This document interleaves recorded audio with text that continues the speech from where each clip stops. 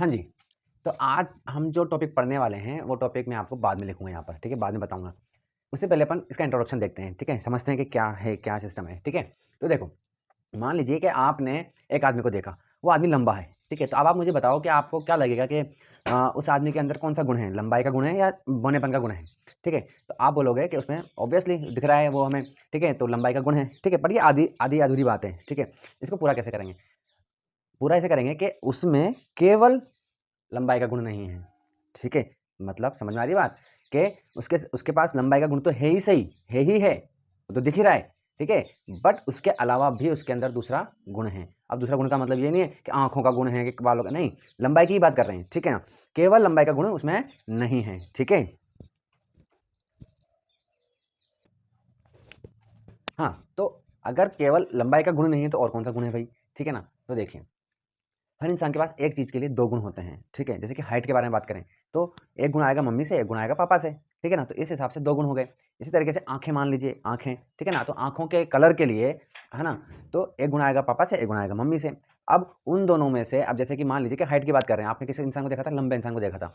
तो लंबे इंसान को जब देखा है, तो एक गुण आया होगा लंबाई का, एक दूसरा गुण भी वो कैसा भी हो सकता है, वो भी दूसरा गुण भी लंबाई का हो सकता है, दूसरा गुण बौनेपन का भी हो सकता है, ठीक है ना? लेकिन हमें इंसान कैसा दिख रहा है? लंबा दिखाई दे रहा है, ठीक है? तो मान लीजिए कि मम्मी से बौनेपन का गुण आ गया, ठीक है ना? तो अब उसके अंदर हाइट को लेकर के 2 गुण हो गए, ठीक है? हाइट को लेकर के 2 गुण हो गए उसके पास, एक तो लंबाई का और एक बौनेपन का, ठीक है? बट हमें इंसान कैसा दिखाई दे रहा है? लंबा दिखाई दे रहा है। इसका मतलब क्या हुआ? इसका मतलब ये हुआ कि जो लंबाई वाला गुण था ना पापा का, उसने बौनेपन वाले गुण को दबा दिया, ठीक है? यानी कि उसके ऊपर हावी हो गया, और हावी होने को क्या बोलते हैं? हावी होने को बोलते हैं इंग्लिश में डोमिनेंट हो जाना।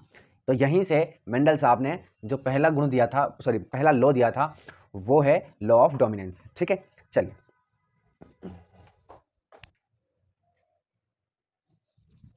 हाँ जी, तो समझ में आया आपके, ठीक है ना? तो अब देखो मैं बार-बार गुण बोल रहा हूँ, गुण इसका ये गुण है, वो गुण है, तो गुण ना बोल करके अपन बोलते हैं कैरेक्टर, ठीक है ना?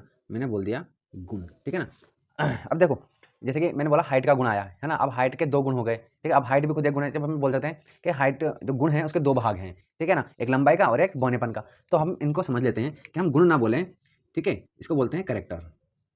क्या बोलते हैं इसको? कैरेक्टर, ठीक है ना? अब गुण जो है वो 2 भागों में बँटा हुआ है, एक लंबाई का, ठीक है? लंबाई का, इसको अपन बोलते हैं इंग्लिश में टॉलनेस, ठीक है? और दूसरा है बौनेपन का, ठीक है? बौनेपन का, इसको अपन बोलते हैं ड्वार्फ, ठीक है? या ड्वार्फनेस, ठीक है? समझ में आ गई बात? तो अब बोलेंगे क्या? गुण को तो अपन बोल रहे हैं कैरेक्टर, ठीक है ना? कैरेक्टर के इनको हम बोलेंगे क्या? ट्रेट्स। क्या बोलेंगे? ट्रेट्स,